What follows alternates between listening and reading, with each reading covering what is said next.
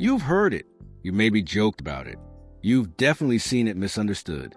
But what is ADHD really, beyond the stereotypes of hyperkids or distracted adults? Today we're unpacking it all. What ADHD actually is, how it shows up differently in children versus adults, why it's often missed or misdiagnosed, and how understanding it can change lives. Let's get into it. ADHD stands for Attention Deficit / Hyperactivity Disorder. Despite the name, it's not just about attention, and it's not a deficit of attention. It's a dysregulation of it. It's a neurodevelopmental disorder that affects executive functioning, focus and attention span, impulse control, emotional regulation, time and task management. It's not caused by bad parenting, sugar, or laziness. It's tied to brain structure and neurochemistry, especially involving dopamine and norepinephrine. And no, it doesn't mean someone is unintelligent. In fact, many with ADHD are highly creative and sharp, but struggle with consistency, not capacity. Let's start with how ADHD shows up in children. Common signs include trouble sitting still, fidgeting, tapping, or constant movement, interrupting or blurting out answers, difficulty following instructions, zoning out or being daydreamy, avoiding tasks that require focus, like homework. Children may be labeled naughty or inattentive when in reality, they're overstimulated or underregulated. There are 3 types. 1. Inattentive type, mostly distracted, forgetful, disorganized.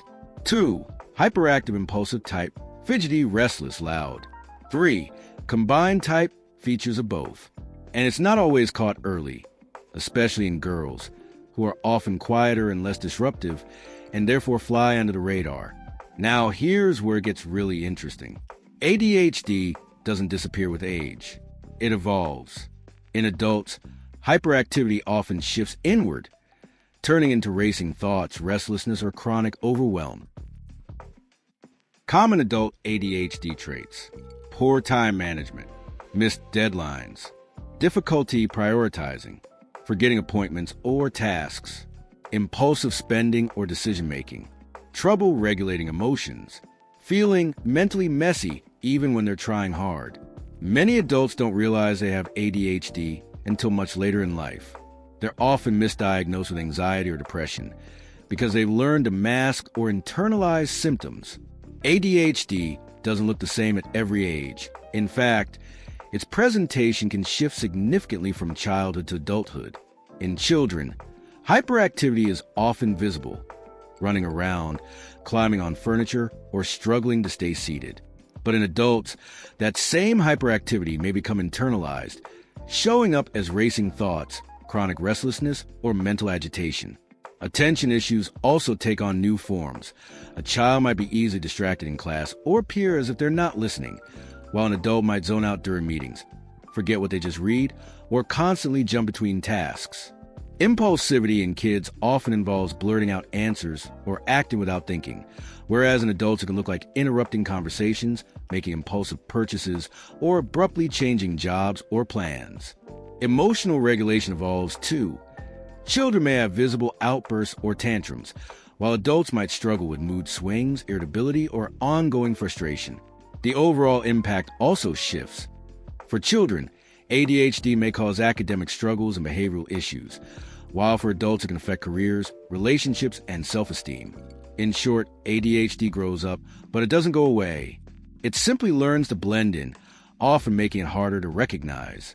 Let's shut down some myths. ADHD is not a result of bad discipline, just a phase kids grow out of, an excuse for laziness, a disorder only seen in boys, always obvious from the outside. In fact, high-functioning ADHD can look like being busy all the time but never finishing anything, starting dozens of hobbies or projects but dropping them halfway, looking organized on the surface but struggling behind the scenes. Here's what's going on under the hood. ADHD brains show differences in prefrontal cortex, responsible for planning, attention, and impulse control. Neurotransmitters, especially dopamine, which affects reward and motivation. Working memory, which holds and manipulates information in the moment. This means ADHD isn't about a lack of effort. It's about the brain's regulation system being wired differently. So people with ADHD don't choose distraction. Their brain is literally drawn to whatever stimulates dopamine, and that can be inconsistent or out of sync with daily tasks. Untreated or undiagnosed ADHD doesn't go away. It gets redirected. Children may grow into adults who struggle with employment, feel behind in life, experience burnout, anxiety, or depression, develop poor self-image or shame. Many adults describe the feeling of finally understanding themselves after diagnosis, because suddenly years of confusion make sense. Recognition isn't just helpful, it's transformative. Diagnosis involves more than just a questionnaire. It includes clinical interviews, behavior history, reports from teachers or family for children, ruling out other conditions. Treatment is multi-pronged. Medication, usually stimulants like methylphenidate or non-stimulants. Behavioral therapy, executive functioning coaching, lifestyle changes, exercise structure, routine, sleep, time blocking. Treatment doesn't cure ADHD. It manages the symptoms and supports function. ADHD is not just a childhood disorder. It's not just about energy. And it's not something to joke about. It's a neurological difference, one that requires understanding, support, and a shift in how we view productivity, focus, and potential, whether it's a child who can't sit still or an adult who's always overwhelmed. ADHD deserves more than dismissal. It deserves attention, the right kind. If you found this video helpful, please don't forget to like, share, and subscribe to our channel, Mind Detox, an initiative by UDRC. Let's talk about mental health, because mental health matters. By sharing our channel with others, you'll be helping to create a community that supports and uplifts each other. Together, let's break the stigma and promote mental wellness. Thank you for watching, and we'll see you in the next video.